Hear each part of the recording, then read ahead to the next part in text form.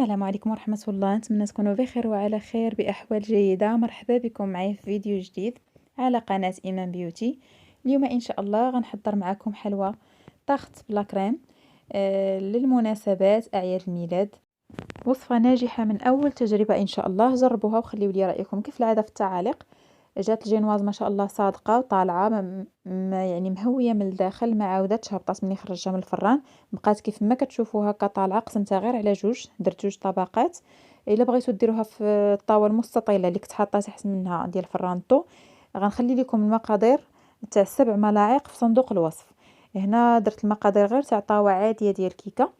يعني الطاوه اللي عندكم تاع كيكه، من الاحسن يكون هذا المول اللي كيتحل باش لا بغيتو تزوقوا كتزوقوا فيه وكتحلوه، كتبقى عندكم الجينواز تاعكم نقيه، وحتى في التزيين كتجي عطيه منظر زوين.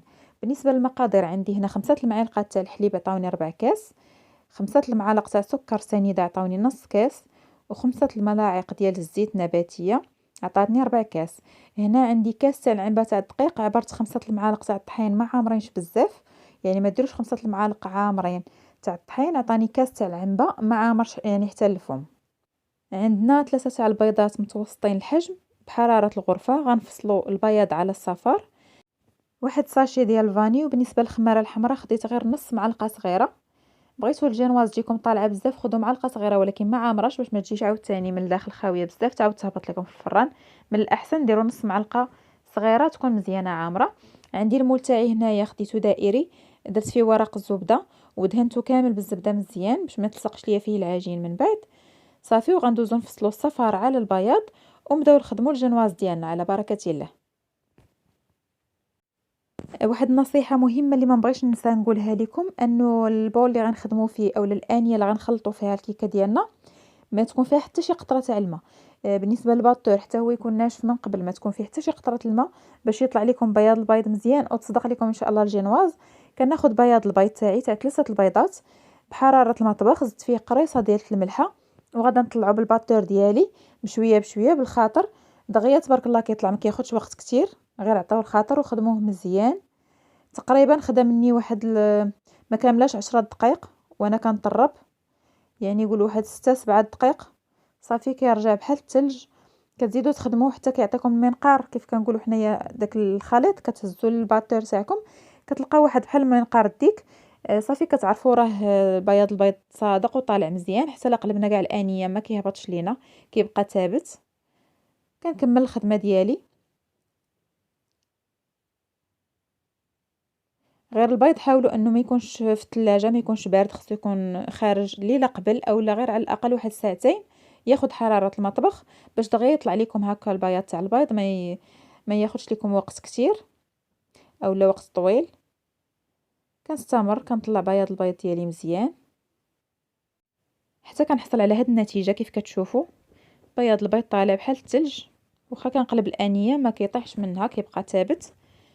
في هذه المرحله غناخد صفار البيض حتى هو غادي نطلعوه مزيان، غنطربوه حتى يبيض اللون تاعو ما يبقاش صفر. خديت كميه السكر اللي عندي وقسمتها على جوج، تقريبا 3 معالق ما عامرينش زدتهم في بياض البيض، وغنطربوه ان شاء الله حتى ينسجم ليا السكر مع البياض تاع البيض. واللي بقى ليا السكر غنضيفوه على صفار البيض، وحتى هو غادا نطربوه مزيان حتى يولي اللون تاعو كيف قلت لكم شويه باهت، يعني ما غيبقاش صفر كيف كان في الاول. صافي ضفت السكر ديالي، غنرجع نخدم الباتور مزيان حتى نحاول ندخل هذاك السكر في الخليط. هاد الجينواز انا جربتها اول مره معكم، صورتها مباشره، ما خبيت عليكم حتى شي حاجه في التفاصيل، حتى من يعني المشكل تاع البياض البيض اللي ما كيطلعش البنات، كتكون قطره تاع الماء في الاناء اللي كيخلطوا فيه، ما كيردوش البال، كيكونوا يلا غسلوا الانيه ديالتهم غير كينشفوها مثلا بسربيته وكيحطوها. ملي كتجي كتطلع بياض البيض تاعها ما كيبغيش يطلع ليها، السبب هو الماء. ندوزو لصفار البيض، كذلك الانيه مغسوله من قبل ومنشفه من قبل، تاكدت ان البانيو ديالي ناشف ما فيه حتى شي قطره تاع الماء. وخدمت فيه صفار البيض بشويه بشويه، كنحاول ما نخلي حتى شي جزء، خصو يتخدم كامل، يدخل فيه هذاك السكر اللي درنا يذوب ويطلع لنا البيض شي شويه كيولي يعني غير اللون تاعو كيبيض، ماشي بالضروره انه يطلع، لان طلعنا حنا بياض البيض.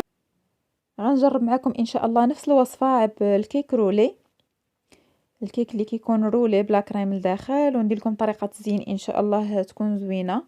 مني خدمت البيض تاعي مزيان كنضيف ليه كميه تاع الزيت اللي كنت حاطه من قبل، 5 الملاعق كيف قلت لكم. كنحاول نضيفها كامله حيت كيبقى لنا شويه في الزيت بحال كيبقاو هذوك الملاعق ما معبورينش مزيان. كنحاولوا اننا كيف كنقولوا نسقطروا هذاك الكاس. من بعد ما نخدم الزيت تاعي مزيان غنضيف الحليب اللي بقى ليا في اخر مرحله قبل ما نضيف بياض البيض. كنخدم مزيان الخليط تاعي مع الزيت حتى كيولي كريمي، كيزيد يتقال شي شويه وكيعقد. كيف كتشوفوا الخطوط تاع الباتور كيترسموا في العجين. تيقوني يعني هاد الجينواز كتصدق من اول تجربه، ان شاء الله غتشكروني عليها. نتمنى انكم تجربوها فعلا ونلقى ارائكم في التعاليق. غير عطيوها الخاطر وتبعوا النصائح اللي عطيتكم، ان شاء الله غادا تصدق لكم 100%. وإلا بغيتوها تجيكم 3 طبقات كيف قلت لكم، غنخلي لكم مقادير تاع 7 ملاعق في صندوق الوصف. وكتقسموها على 3 طبقات. كديروا فيها لاكريم لداخل، ومن برا كتقدروا تزينوها مثلا بشويه تاع البسكوي مطحون، كتزيدوا عليه واحد شويه تاع الزبده، اولا كتحكوا مثلا شويه تاع الشكلاط كحل مخلط مع شكلاط بيض وكديروه في الجوانب تاع الكيك تاعنا ملي كتحيدوه من المول اللي كيتحل. داكشي علاش قلت لكم ديروها في المول اللي كيتحل، حيت ملي كتحيدوها كيبقاو لكم الجوانب مقادين مفينين بحال اللي كيصاوبوها في لي باتيسري بروفيسيونيل. هنا ضفت الكميه تاع الدقيق اللي عندي، كذلك 5 تاع المعالق ما عامرينش بزاف. انا كنأكد على انهم ما عامرينش بزاف باش ما تجيكمش ثقيله. وفي حاله ما درتو الدقيق اللي شويه كيشرب وتجيكم مثلا العجينه خاتره، تبان لكم الكيكه ديالتكم راها فيها كميه دقيق بزاف، حاولوا انكم تزيدوا شويه تاع الحليب ماشي بزاف. ضيفوا واحد 2 معالق او 3 ديال الحليب وخلطوا حتى تشوفوا القوام تاع العجين تاعكم كيفاش غادي يجي. خصو يجي بحال هكا، هذا هو القوام اللي حصلت عليه. كيف كنقول لكم المعالق تاع الدقيق ما يكونوش عامرين بزاف. في هذه المرحله كنبدا كنضيف بياض البيض ديالي، ضفتو على 3 دفعات. درت الدفعه الاولى وبديت كنخلط بشويه باش ما نهرسوش. درت عاوتاني الدفعه الثانيه، يعني غير قسمته على 3. كنحاول نخلط بشويه ما نهرسش البياض البيض تاعي باش تبقى الجينواز تاعي مهويه وتطلع ليا في الفران ما تهبطش.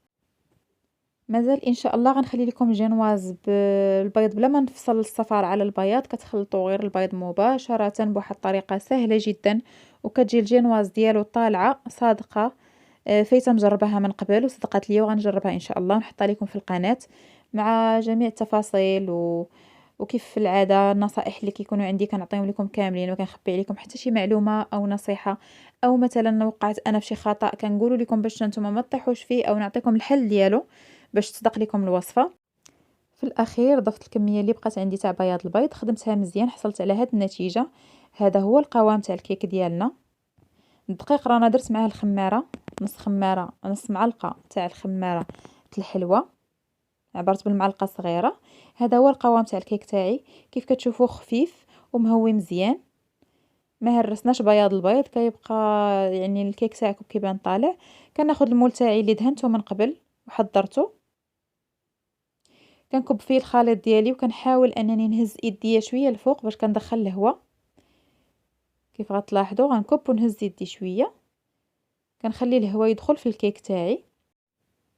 كنشعل الفران ديالي على 180 درجه. الا عندكم الفرفاره خدموها، الا ما عندكمش ماشي مشكل.